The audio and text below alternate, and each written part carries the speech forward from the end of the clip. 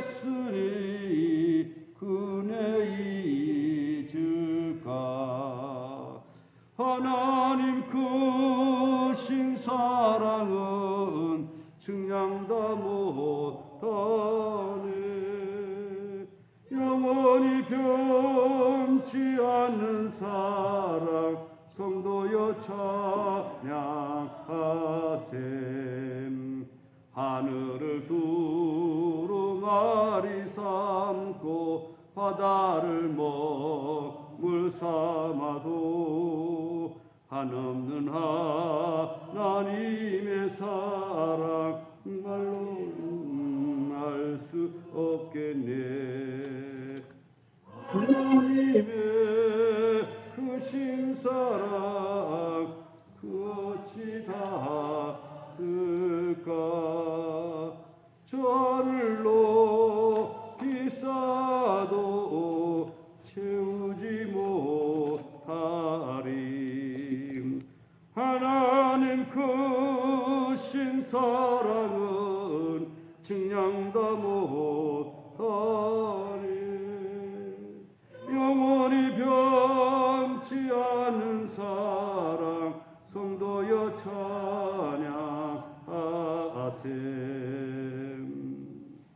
찬양하셈. 하나님의 말씀 출애굽기 18장 13절부터 23절까지 함께 봉독하겠습니다. 출애굽기 18장 13절부터 23절까지 봉독하겠습니다.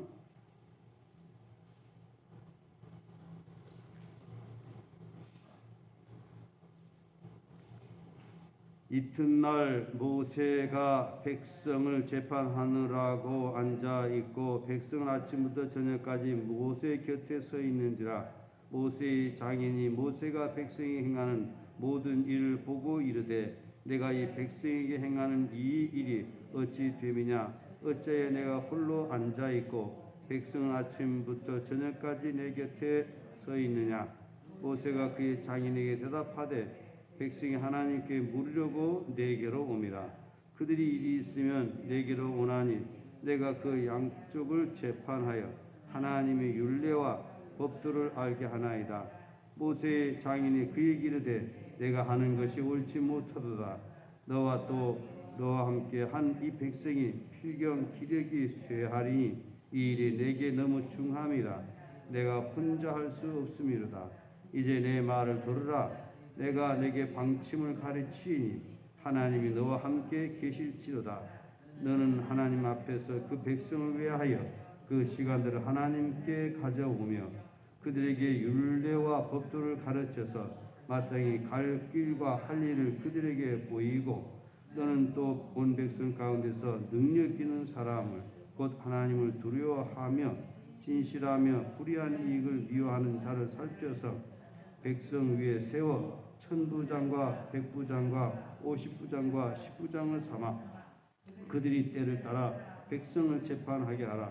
큰 일을 모두 내게 가져갈 것이요 작은 일은 모두 그들이 스스로 재판할 것이니 그리하면 그들이 너와 함께 담당할 것인즉 일이 내게 쉬우리라. 내가 만일 이 일을 하고 하나님께서도 내게 허락하시면 내가 이 일을 감당하고 이 모든 백성도 자기 곳으로 평안히 가리라. 아멘. 우리 인사하겠습니다. 오직 예수님 하나님께로 돌아갑시다. 아멘. 인생의 행복은 하나님 품 안에 안겨서 하나님 뜻 가운데 살아가는 것입니다. 인생의 불행은 하나님의 품을 떠나서 자기 고집대로 세상에 속하여 살아가는 것입니다. 하나님의 품을 떠나서 자기 고집대로 살아가는 인생은 아무리 세상에 모든 것들이 다 갖춰져 있다 할지라도 행복할 수가 없습니다. 요즘 보면 재벌가의 가문들이 보면 불행한 모습들을 우리가 보지 않습니까? 결코 돈이 많이 있다라고 해서 행복한 것이 아닙니다. 또 권세를 가진 자들이 불행하게 살아가는 모습을 보지 않습니까? 결코 권세가 우리에게 참된 행복을 줄 수 없다라고 하는 것입니다. 번세가 있든 없든 물질이 있건 없건 간에 우리가 주님 품 안에서 주님 뜻 가운데 살아가고 하나님의 사랑을 느끼면서 살아간다라고 하면 이것이 우리에게 행복이고 기쁨이고 복이라고 하는 것을 우리는 알고 날마다 우리는 하나님 품 안에 안기고 날마다 하나님의 말씀 가운데 순종하며 살아가기를 힘써야 될 것입니다. 지금 한국 교회의 불행은 무엇입니까? 하나님의 뜻을 거스려서 인본주의, 사회주의로 말미암아 하나님의 뜻 가운데 살아가지 못하고 있다라고 하는 것입니다. 이러한 잘못된 교회의 가르침이 세상에도 임하고 있다라고 하는 것입니다. 한때는 우리 한국 교회가 복음화율이 낮은 가운데도 복음을 전하면서 이 민족의 방향을 제시하면서 행복한 나라를 만들어 갔는데 이제는 복음화가 많이 이루어진 이런 가운데도 있지만 교회가 빛을 잃어가고 있다라고 하는 것입니다. 왜 그렇습니까? 그건 사회의 그 잘못된 그 물들이 교회에 들어와서 교회가 빛을 잃어버리고 소금의 맛을 잃어버렸다라고 하는 것입니다. 그럼 어떻게 해야 됩니까? 교회가 되어야 되는 것입니다. 성경으로 돌아가야 되는 것입니다. 목사가 되고 장로가 되고 교인이 될 때에 바로 회복이 된다라고 하는 것입니다. 저는 대한민국 회복의 길은 정치 문제가 아닙니다. 첫째는 교회가 개혁이 돼야 됩니다. 그 교회 개혁 중에 가장 첫 번째 대상은 저를 비롯한 목사들이 개혁이 돼야 됩니다. 성경적인 가치관을 가지고 성경대로 살아가는 목사로 거듭날 때에 한국 교회는 새로워지게 될 것입니다. 두 번째는 교회의 장로들이 개혁이 돼야 됩니다. 어떤 장로로? 성경적인 장로로 성경에 가르치는 바대로 돌아가면 됩니다. 장로님들 중에 훌륭한 분도 많이 계시지만 많은 사람들이 하나님의 뜻을 떠나서 신앙의 본질을 떠나서 장로의 본질을 떠나서 자기 고집대로 왜곡된 장로들이 꽤 있다라고 하는 것입니다. 그런 사람들로 인해서 목회자들이 바른 목회를 하지 못하도록 만들고 또한 교회를 어렵게 만드는 경우들을 볼 수가 있습니다. 그래서 목사가 되고 장로가 될 때에 바로 교회는 바르게 세워진다라고 하는 것입니다. 목사와 장로는 서로 갈등 관계에 있는 것이 아니라 서로 협력 관계에 있으면서 교회를 화목한 교회로 만들어 가면서 하나님의 말씀을 그대로 성도들이 전달할 때에 성도들은 은혜를 받게 되고 은혜를 받은 성도들은 행복한 가정생활, 행복한 사회생활을 하게 된다라고 하는 것입니다. 그러나 이런 협력관계가 되어지지 못함으로 말미암아 그 갈등 구조를 보고 있는 성도들의 입장은 너무 안타깝고 답답한 것입니다. 그래서 자녀들이 탈선하게 되고 자녀들이 교회를 떠나게 되는 경우들이 있는 것이 오늘 교회의 현실인 것입니다. 그렇기 때문에 오늘은 이러한 현실 속에서 교회가 되고 또한 신앙의 본질로 교회의 본질로 돌아가야 된다라고 하는 이런 신앙 의식을 가지고 다른 사람을 정죄하고 비난하는 입장이 아니라 나부터 먼저 고쳐야 된다라고 하는 이런 의식을 가지고 우리가 신앙생활을 해야 될 것입니다. 예수님의 공생 기간 중에서 예루살렘에 첫 번째 올라가서 한 일이 뭐냐? 성전을 계획한 일입니다. 그리고 마지막 십자가 지시던 그 주간 화요일에 마지막 한 일이 뭐냐? 성전을 계획한 일입니다. 이건 그만큼 계획하는 일이 중요하다라고 하는 것입니다. 창세기에서부터 요한계시록까지 말씀들을 보게 되면 인간들은 힘이 모아지게 되면 타락하게 되고 죄를 짓게 되고 하나님을 거역하게 되는 것이 공통적인 사실이라고 하는 것입니다. 그런 중에도 깨어있는 부르터기 남은 자들이 있고 그런 남은 자 부르터기를 통해서 하나님께서는 다시금 새롭게 만들어 가신다라고 하는 것입니다. 지금 한국 교회 개혁을 해야 될 그런 상황이 놓여 있는데 오늘 우리 신촌교회가 종교 신앙 개혁을 하는 그런 중심에 있어서 오늘 나 자신부터 바른 신앙생활을 함으로 하나님의 은혜를 받는 그런 신앙의 삶이 되시기를 바랍니다. 어저께는 한국 교회와 목사라고 하는 주제를 가지고 말씀을 나눴고 그저께는 목사 그리고 어저께는 교회의 일꾼들은 어떠해야 된다라고 하는 것을 말씀을 드렸습니다. 오늘도 교회 일꾼의 한 부분으로서 교회의 장로는 어떻게 해야 될 것인가 교회와 장로라고 하는 그런 주제를 가지고 성경의 말씀의 인도를 받고자 합니다. 원래 이 장로 제도는 고대 사회 속에서 이방 나라에도 있었습니다. 장로라고 하는 것은 글자 그대로 길장자 늙을노자. 그래서 백성의 원로들을 장로라고 그래 했습니다. 이스라엘에도 장로들이 있었습니다. 그런데 광야 생활 가운데 보게 되면 모세 혼자서 일들을 감당하기 어려울 때에 거기에다가 함께 일할 수 있는 사람들을 세우도록 합니다. 누가 그 제안합니까? 장인 이드로가 와서 봤더니 모세 혼자서 모든 일들을 관장하는 걸 보니까 너무 딱한 겁니다. 안 돼 보인 것입니다. 그래서 제도를 이야기를 합니다. 제안을 합니다. 바로 혼자서 하지 말라라. 18절 다 같이 한번 보시겠습니다. 18절 다 같이 보시겠습니다. 너와 또 너와 함께한 이 백성이 필경 기력이 쇠하니 일이 내게 너무 중하니라. 내가 혼자 할 수 없으리라. 혼자 할 수 없다라고 하는 것입니다. 그래서 돕는 사람들을 세우게 되었다라고 하는 것입니다. 그래서 돕는 사람들을 천부장과 백부장과 50부장과 10부장을 삼아 바로 모세를 돕는 그런 사람들을 세워서 큰 일은 모세가 하고 작은 일들은 천부장, 백부장, 50부장 이런 사람들에게 맡겨서 일을 하도록 한 것이 바로 이제 장로의 기원이 되어지기도 합니다. 물론 그 이전에도 장로 제도가 있었으나 바로 이 광야 생활 가운데 함께 일하는 사람들이 세워지게 된다라고 하는 것입니다. 오늘 우리가 교회 생활함에 있어서 바로 이런 원리가 바로 이게 적용이 되는 것입니다. 교회의 장로는 왜 세우는 것이냐? 사도행전에서 말씀했던 것처럼 목회자로 하여금 하나님의 말씀을 전하도록, 목회자로 하여금 기도하는 일에 전념하도록, 목회자로 하여금 목회를 바르게 잘할 수 있도록 돕게 하기 위해서 협력자로 세워진다라고 하는 것입니다. 이 사실을 우리는 제대로 알아야 되는데 간혹 하다 보면 우리 장로들 중에 보면 마침 자신이 교회의 주인인 것처럼 그러면서 목회자를 지나치게 잘못된 간섭으로 말미암아 목회자를 힘들게 하는 경우들이 있습니다. 이게 바로 잘못되기 시작을 한 겁니다. 그래서 목회자들은 체념을 하고 오로지 그저 장로님들의 뜻대로 그저 목회를 해야 되겠다. 하나님의 뜻대로 목회를 해야 될 텐데 장로님의 뜻대로 목회를 해야 되겠다라고 하다 보면 본질을 잃어버리게 된다라고 하는 것입니다. 바로 주된 사역은 목사가 주된 사역이고 장로는 목회자의 목회를 협력하는 자라고 하는 것입니다. 헌법에서는 뭐라고 가르치고 있느냐? 행정과 권정을 하는데 목사와 협력하여 일을 하도록 말씀을 하고 있다라고 하는 것입니다. 그렇기 때문에 철저히 장로의 그 존재는 목사를 협력하기 위하여 세워진 그 존재라고 하는 것, 그 위치라고 하는 것, 이걸 분명히 알아야 되는 것입니다. 그러나 그 협력은 무조건 맹목적인 그 협력이 아닙니다. 목사가 성경 이외의 것을 가르친다든지 목사가 하나님의 뜻을 떠난다든지 거기에 대해서는 단호히 항의할 수가 있습니다.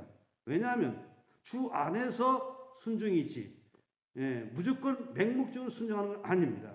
그러나 때로는 이것이 분별이 안 되므로 목회자가 잘못된 길을 가고 있음에도 불구하고 맹목적으로 따름으로 말미암아 교회가 어려움을 당하는 경우들이 있다라고 하는 것을 우리는 종종 보게 된다라고 하는 것입니다. 그러므로 장로의 위치는 목사를 협력하는 그런 자임을 생각하고 협력자로서 일을 해야지 주권자가 아니라는 것입니다. 주권자는 위에 계신 우리 하나님이 주권자가 된다라고 하는 것입니다. 그리고 우리 헌법에 보게 되면 장로는 어떤 사람이냐? 신령상 관계를 살핀다 이렇게 말씀을 했습니다.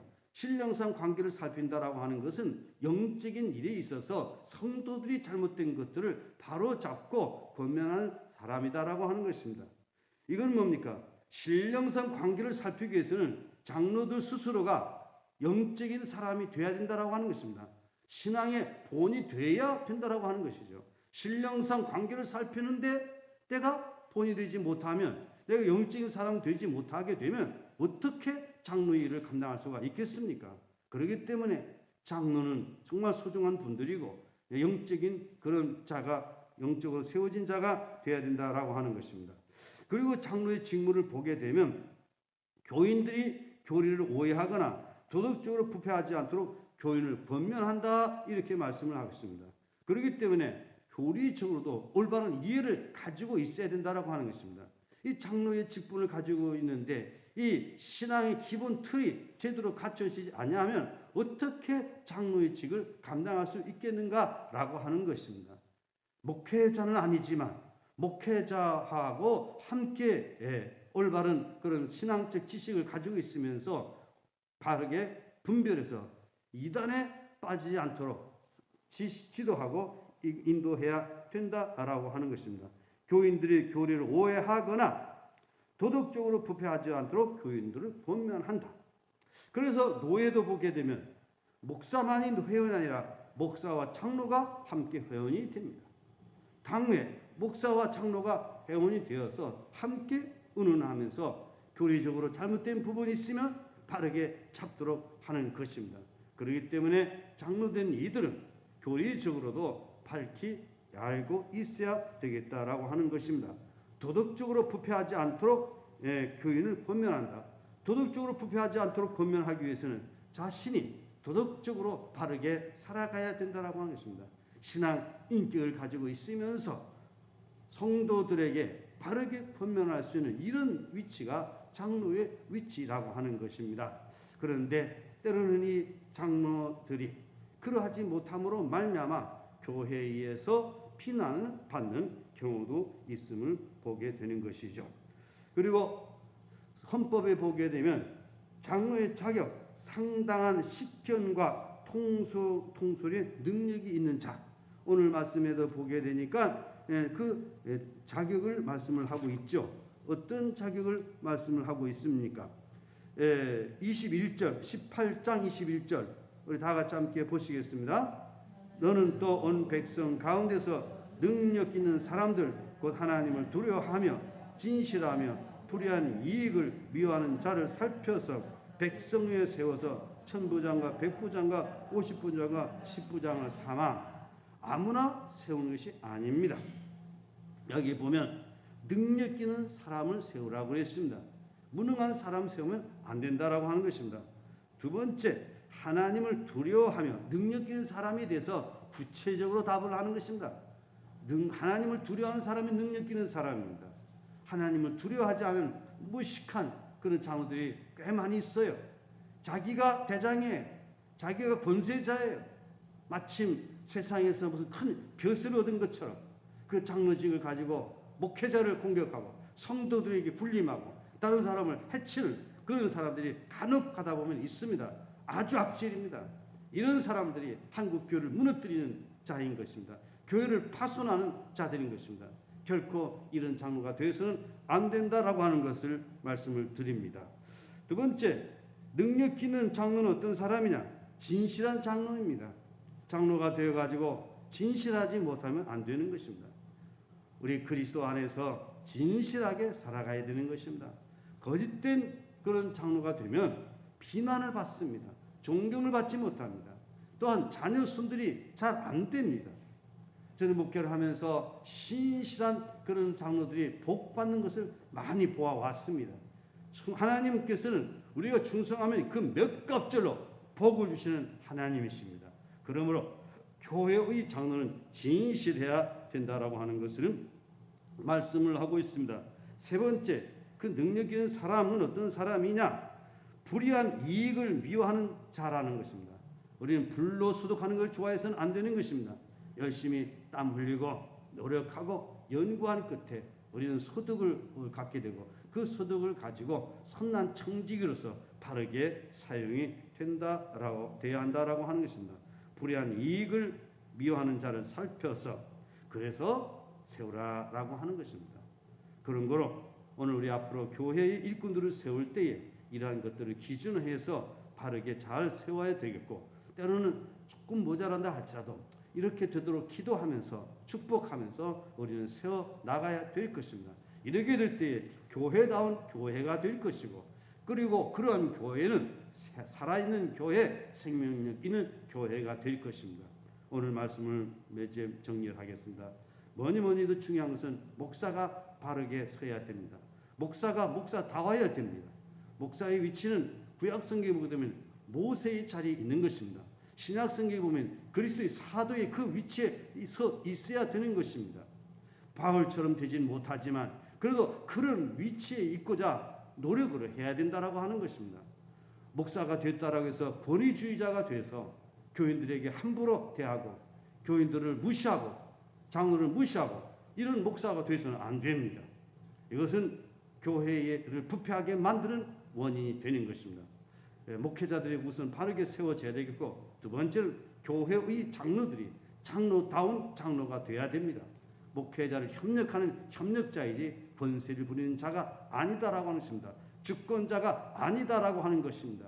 그리고 교인들에게 모범이 되어야 된다라고 하는 것입니다. 신령성 관계를 살피는 자라고 하는 것입니다. 그리고 교리를 오해하거나 잘못된 사람도 있으면 권면하고 바로 세우는 자라고 하는 것입니다. 그래서 어떤 사람을 세워야 되냐? 능력 있는 사람을 세워야 된다. 그 능력은 뭐냐? 하나님을 두려워하는 것입니다. 진실하게 살아가는 것입니다. 불의한 이익을 미워하는 그런 자입니다. 이런 장로들이 세워지게 될 때 바로 교회는 생명이 있게 되고 교회는 부흥이 있게 되고 우리 모든 사람 성도들은 그런 장로를 존경하게 된다라고 하는 것입니다. 우리 구약 성경에 보게 되면 모세를 도왔던 아론과 훌처럼 여호수아 칼렙처럼 신약 성경에 보게 되면 사도 바울이 목회를 도왔던 브리스가 아굴라 부부처럼 빌레몬처럼 좋은 협력자가 되는 것, 이것이 우리 교회의 장로들이 가야 될 정체성이라고 하는 것을 우리는 기억하고 우리 모두 그렇게 살아가도록 우리 노력을 하고 우리 교회부터 새로워졌으면 좋겠습니다. 저도 더 새로워지도록 저도 기도하고 있습니다. 여러분도 함께 협력해 주시기를 주님의 이름으로 축복합니다. 그래서 우리 교회가 교회다운 교회가 될 때에 바로 교회 성도들이 행복해지고 하나님 영광이 돌려지게 된다라고 하는 것입니다. 참 오늘 시무장님들이 다 모셨으면 참 좋겠는데 좀 아쉽습니다. 기도하겠습니다. 하나님 아버지, 한국 교회가 무너질 대로 무너지고 하나님의 주권을 잃어가고 있습니다. 어떻게 하면 사람들에게 좋게 하랴? 어떻게 하면 사람들에게 이해시키랴? 여기에 지나치는 관심을 갖다 보니 성경의 본질을 잃어가고 있습니다. 하나님의 주권을 놓쳐버리고 말았습니다. 이런 가운데 교회는 방향성을 잃어버리고 오늘 이 국가의 위기 상황에서도 바른 말을 제대로 전달하지 못하고 교회는 무기력한 그런 교회가 되고 말았습니다. 한국에 수많은 주의 종들이 있지만 주의 종들이 목소리가 하나가 되지 못함으로 말미암아 이 시대를 바르게 이끌어가지 못함으로 나라는 점점 참으로 잘못된 길을 향하여 가고 있습니다. 날마다 악법들을 만들어내고 있음에도 불구하고 이것을 막아내지 못하는 이런 안타까운 오늘의 현실에 있습니다. 간음죄를 폐지하고 이제는 동성애를 합법하고 성소수자를 존중해야 된다라고 하는 이런 거짓된 법들을 만들어가고 있음에도 불구하고 여기에 대해서 한 목소리로 주장을 해야 될 텐데 한 목소리가 아닌 여러 갈래로 나뉘어지고 있습니다. 이제 이러한 세계적인 추세이기 때문에 어찌할 수 없다라고 하면서 그대로 방치하고 또는 협력하는 자들이 있는 것이 오늘의 현실입니다. 아버지 하나님, 이런 오늘의 위기 가운데 교회가 교회되게 하여 주시고 목사가 되게 하여 주시고 장로가 되게 하여 주시고 그리스도인들이 그리스도인 되게 하여 주시옵소서. 그러므로 말미암아 하나님의 진실하심이 하나님의 사랑이 온 땅에 펼쳐짐으로 주님이 다스리는 화목한 세상 되게 하여 주시옵소서. 우리 신천교회 교우들 중에 몸이 약한 성도들이 있습니다. 우리 주님 강건하게 고쳐 주시옵소서. 이 아침 새벽 미명 주님 앞에 나와 기도하는 저희들의 간구의 기도를 들어주시고 응답하여 주시옵소서. 모든 영광 주님 받으시옵소서. 코로나19 환경에서도 하나님께 예배하는 일, 기도하는 일 얼마나 소중한 일인가라고 하는 것을 우리들 스스로 생각하면서 예배에 더욱더 집중하는 저희들 되게 하옵소서. 예수님의 이름으로 기도드리옵나이다. 아멘. 하늘에 계신 우리 아버지 이름을 거룩하게 하시며 아버지 나라가 오게 하시며 아버지 뜻이 하늘에서와 같이 땅에서도 이루어지게 하소서. 오늘 우리에게 일용할 양식을 주시고 우리가 우리에게 잘못한 사람을 용서해 준 것 같이 우리의 죄를 용서하여 주시고 우리를 시험에 빠지지 않게 하시고 악에서 구하소서. 나라와 권능과 영광이 영원히 아버지 것입니다. 아멘. 네, 오늘 주신 말씀을 기억하면서 오늘 능력 있는 우리 장로님들 되게 하여 주시옵소서. 하나님을 두려워하고 진실하고 불의한 이익을 미워하는 성도들에게 신앙의 본이 되는 영적인 그런 우리 장로님들로 세워지게 하여 주시옵소서. 교리적으로나 또한 삶에서 본이 되는 그런 삶이 되도록 기도해 주시고 우리 교회가 살아있는 교회, 생명력이 넘치는 부흥하는 교회가 되도록 기도하시고 한국 교회가 교회다운 교회가 되도록 위하여 기도하시다가 귀가하시기를 바랍니다. 우리 주여 세 번 부르짖고 통성으로 기도하시겠습니다. 주여 주여 주여. 하나님 아버지 감사합니다. 우리에게 주어진 삶을 통하여